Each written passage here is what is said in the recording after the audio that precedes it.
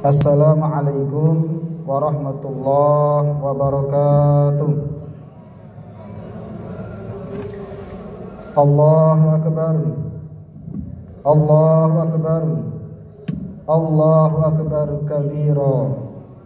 Walhamdulillahi katsira. Wa subhanallahi bukratan wa asila. La ilaha illallah wahdahu sadaqa wa'dah wa nasara 'abdah wa 'azza jundahu wa hadamal ahzaba wahdah. La ilaha illallah wallahu akbar. Allahu akbar walillahil hamd.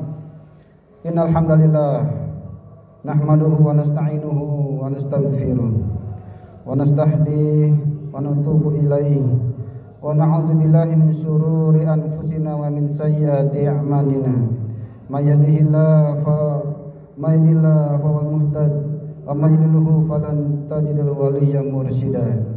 Asyhadu an la ilaha illallah wahdahu la syarika lah wa asyhadu anna Muhammadan abduhu wa rasuluh alladzi ballagha risalah wa addal amanah wa nasahal ummah wa jahada fillahi haqqa jihadi.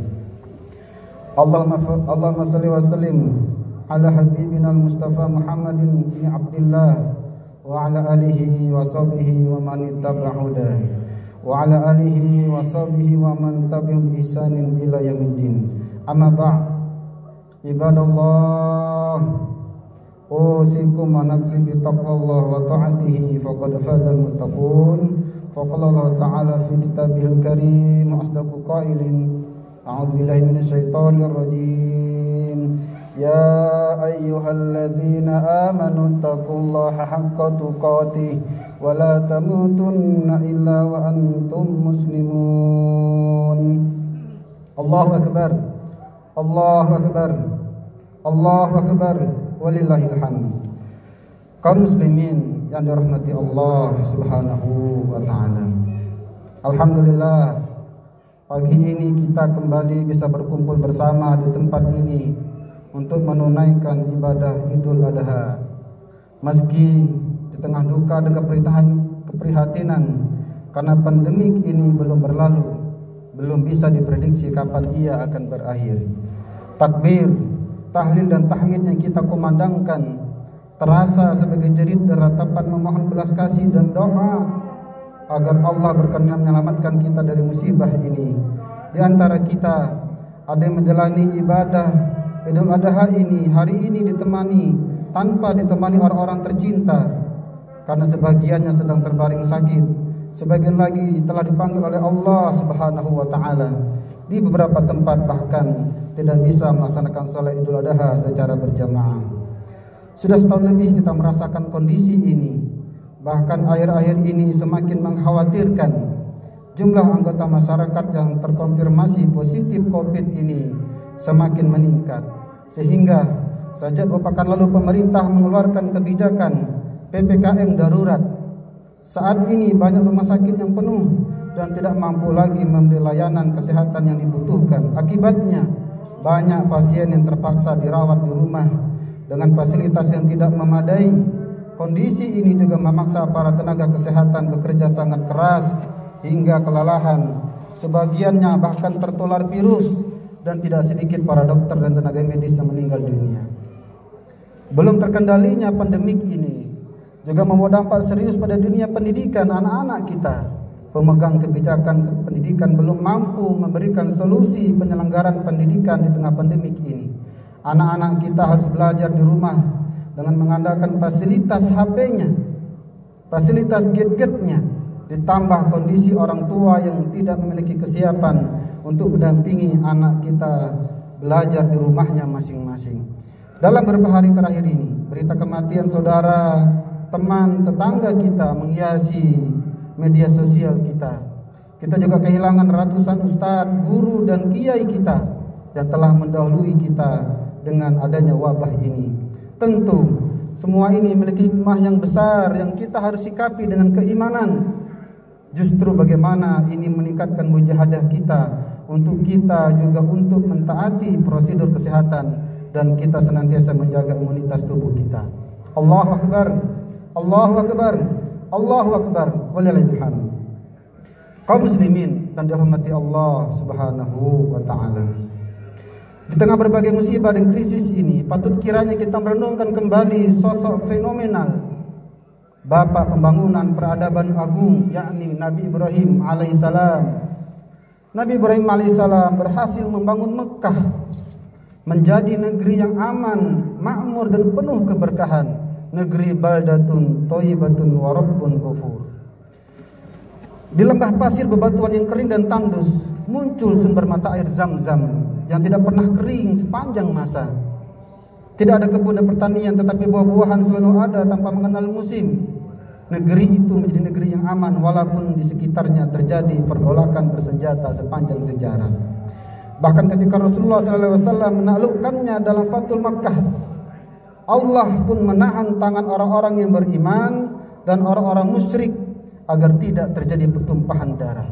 Tidak ada negeri yang lebih banyak dikunjungi dan lebih dirindukan manusia daripada negeri yang dibangun oleh Nabi Ibrahim alaihissalam. Jutaan manusia datang setiap tahun untuk menapak tilasi perjalanan spiritualnya Nabi Ibrahim alaihissalam. Allah SWT merintahkan kepada kita untuk kita menjadikan Nabi Ibrahim alaihissalam dan orang-orang yang bersamanya sebagai suri tauladan bagi kita. Allah Ta'ala berfirman, qad kanat lakum uswatun hasanah fi Ibrahim walladzina ma'ah. Sesungguhnya telah ada suri tauladan yang baik bagimu pada Ibrahim alaihissalam dan orang-orang yang bersama dengannya. Surah Mumtahanah ayat 4. Dari seluruh rangkaian perjalanan Nabi Ibrahim alaihissalam dan keluarganya, bagian yang paling penting untuk kita teladani adalah ketundukan, kepatuhan dan kepasrahan mereka terhadap apapun yang diperintahkan Allah Ta'ala. Allah berfirman, idza qala lahu rabbuhu aslim qala aslamtu lirabbil alamin. Ketika Tuhannya berfirman kepadanya, tunduk patuhlah, Ibrahim menjawab, aku tunduk patuh kepada Tuhan semesta alam. Surah Al-Baqarah ayat 131. Tidak pernah Nabi Ibrahim menolak perintah Allah. Apapun kehendak Allah dilaksanakannya persis seperti diperintahkan Allah. Walaupun ia harus mengorbankan harta, anaknya, istrinya dan nyawanya sendiri. Perjalanan Nabi Ibrahim alaihissalam penuh dengan cobaan yang datang silih berganti. Semua dijalaninya dengan penuh ketabahan dan ketulusan, tanpa sedikit pun berburuk sangka kepada Allah Subhanahu wa taala. Begitu diangkat menjadi nabi dan rasul, segera Nabi Ibrahim alaihissalam diberi tugas untuk menyampaikan kebenaran itu kepada bapaknya. Tetapi bapaknya menolak dan mengusirnya. Nabi Ibrahim pun harus meninggalkan orang tua yang dicintainya. Ketika ia memiliki kekayaan ribuan ternak, Allah memerintahkan Nabi Ibrahim alaihissalam untuk mengorbankan seluruhnya sampai tak tersisa seekor pun. Pada kesempatan lain, Nabi Ibrahim alaihissalam harus mendakwahi Namrud, raja yang paling berkuasa saat itu. Nabi Ibrahim pun harus menghadapi eksekusi mati dengan dibakar hidup-hidup. Allah yang kemudian menyelamatkannya. Ketika sangat mendambakan kehadiran anak sebagai penerus perjuangannya, Allah kembali menguji Nabi Ibrahim alaihissalam dengan perintah untuk mengasingkan anak dan istrinya di lembah yang tidak ada kehidupan. Setelah sekian lama berpisah, ketika anak itu sudah tumbuh menjadi anak yang sangat menarik hati, Allah kembali menguji Nabi Ibrahim alaihissalam dengan perintah yang sangat berat. Nabi Ibrahim pun harus menyembelih anak yang sangat ia cintainya. Bahkan ia diperintahkan untuk menyembelih dengan tangannya sendiri. Perintah ini pun dilaksanakan tanpa meminta keringanan sedikit pun. Demikian juga dengan istrinya Siti Hajar. Ketulusannya sungguh luar biasa dalam mendampingi Nabi Ibrahim alaihissalam, dalam mendampingi suaminya menjalani setiap kehendak Allah Subhanahu wa taala. Ketika Nabi Ibrahim alaihissalam meninggalkannya bersama Ismail yang masih berada dalam buayannya, ia menerimanya dengan penuh keikhlasan. Ia yakin sepenuhnya bahwa Allah Ta'ala tidak mungkin menzalimi hambanya yang taat kepadanya. Demikian juga dengan Ismail, anak yang masih sangat muda itu juga menunjukkan ketaatan sepenuhnya kepada perintah Tuhannya. Ketika sang ayah menyampaikan perintah Allah untuk menyembelih dirinya, dengan mantap tanpa ragu ia pun berkata kepada ayahnya, ya abatif al ma'tu'mar satajiduni insyaallah minas sabirin. Hai bapakku, kerjakanlah apa yang diperintahkan kepadamu, insyaallah kamu akan mendapatiku termasuk orang-orang yang sabar. Surah As-Saffat ayat 102. Sungguh mengagumkan apa yang telah ditunjukkan oleh Nabi Ibrahim alaihissalam beserta keluarganya. Sebuah demonstrasi kepatuhan dan ketundukan yang sempurna terhadap apapun titah dan perintah Allah. Nabi Ibrahim berhasil lulus menjalani semua ujian itu, sehingga Allah menjadikan sebagai kekasihnya dan menjadikan ia sebagai imam bagi seluruh manusia. Nabi Ibrahimlah yang juga menurunkan para nabi yang datang silih berganti sampai Nabi kita Nabi Muhammad sallallahu alaihi wasallam, sehingga beliau juga diberi gelar Abul Anbiya, yakni bapaknya para nabi. Allahu akbar, Allahu akbar, Allahu akbar, walillahil hamd. Kaum muslimin yang dirahmati Allah Subhanahu wa taala. Ini semua hendaknya menjadi pelajaran bagi kita. Bagaimana seharusnya kita mengurus negeri ini.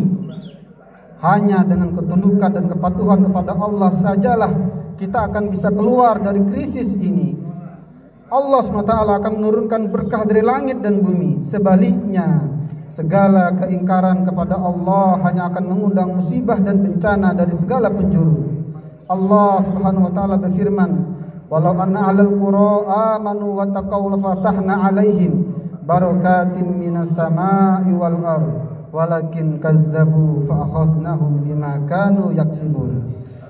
Artinya, jikalau sekiranya penduduk negeri ini beriman dan bertakwa, pastilah kami akan melimpahkan kepada mereka berkah dari langit dan bumi. Tetapi mereka mendustakan ayat-ayat kami, maka kami siksa mereka disebabkan perbuatannya.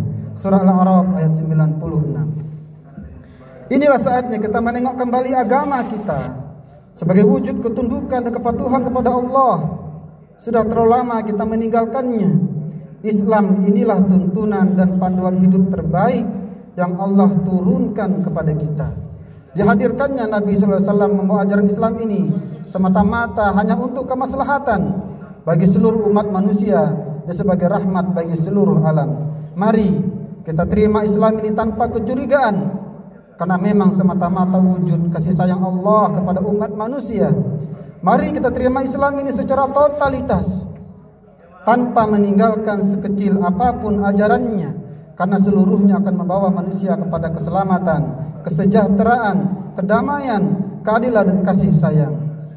Akhirnya, marilah kita menutup khutbah ini dengan kita bersama-sama menjadikan bulan Zulhijjah ini, 10 hari pertama ini sebagai waktu-waktu yang terbaik untuk kita kembali merenungi, untuk kembali kita bermuhasabah atas segala apa yang telah menimpa kita, termasuk yang menimpa negeri kita, bahkan dunia pada saat ini, dengan kita kembali bertaqarrub ilallah, dengan kita kembali melaksanakan ajaran-ajaran Allah, dengan kita kembali menjalankan apa yang telah diperintahkan Allah dan Rasulnya Nabi Muhammad sallallahu alaihi wasallam. Barakallahu li wa lakum fil Qur'anil azim wa nafa'ani wa iyyakum bima fihi minal ayati wa zikril hakim. Taqabbal minni wa minkum tilawatahu innahu huwal ghafurur rahim.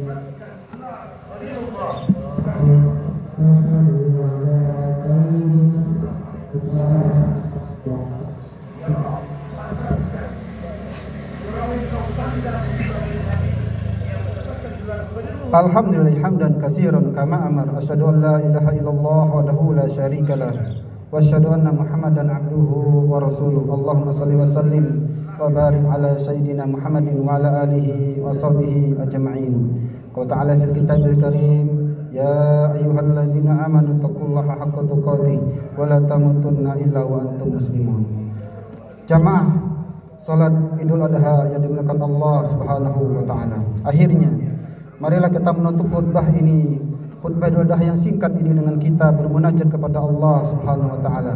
Mari kita doakan mereka yang sedang sakit, semoga Allah memberikan kekuatan, kesabaran, keikhlasan serta kesembuhan yang sempurna.